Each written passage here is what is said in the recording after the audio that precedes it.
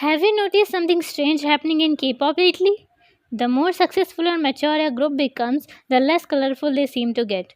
Think about BTS, Blackpink, and Twice. Three of the biggest third generation K-pop groups have all crossed their famous 7th anniversary. Many fans call it the 7-year curse, a period where group often face disbandment, members' departures, or major changes. But today, I'm not talking about contracts or disbandments. I'm talking about color. Have you ever noticed how early K-pop was filled with vibrant hair colors, glittering outfits, bold makeup, and eye-catching concepts, while recent comebacks feel much more neutral, black, white, beige, and muted? Is this simply maturity, or is K-pop slowly losing its colors? Let's talk about it. First, BTS. Their recent comeback Arirang was a huge movement for fans. It marked BTS's first comeback in 4 years and was celebrated worldwide. The music itself felt meaningful and emotional, and there is no doubt that BTS looked incredible. But something felt different. The colors were missing. The music video focused on recording Arirang in the US, so the styling matched the atmosphere. Even the performance outfits and Jimmy Fallon promotional look were stylish and elegant. Yet compared to classic BTS eras, the visual impact felt much more neutral. When we think of BTS, we think of colorful eras like Idol, DNA, and Boy with Love. Those eras were filled with bright hair colors, vibrant sets, unique fashion, and bold styling choices. The recent styling feels more refined and mature, but also much less colorful than before. And BTS are not the only group experiencing this change. Let's talk about Blackpink. From Whistle to As If It's Your Last, from D4 to Lovesick Girls, Blackpink's comeback were often vibrant, experimental, and full of strong visual identities. Every comeback felt different, different hair colors, different concepts, different styling directions.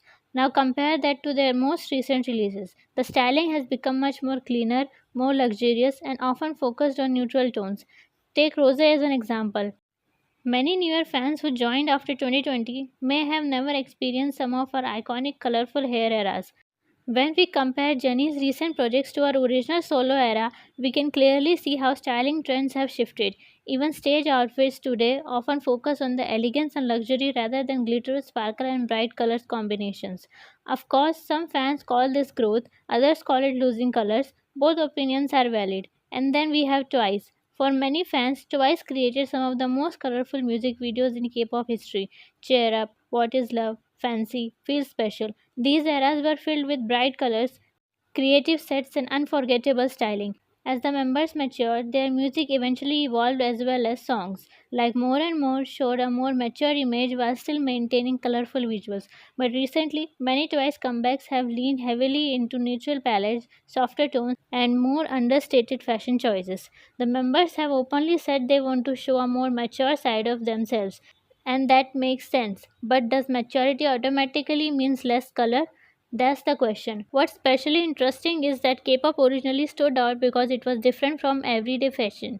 In Korea, many people generally prefer simpler and more neutral styles. K-pop, however, became famous for colorful hair, dramatic makeup, glittering outfits, and bold concepts that push creative boundaries. Now it seems like some of those elements are slowly disappearing. Even colorful hair transformations are becoming less common, with wigs often replacing permanent color changes. So, what do you think? Is K pop simply evolving alongside its artists?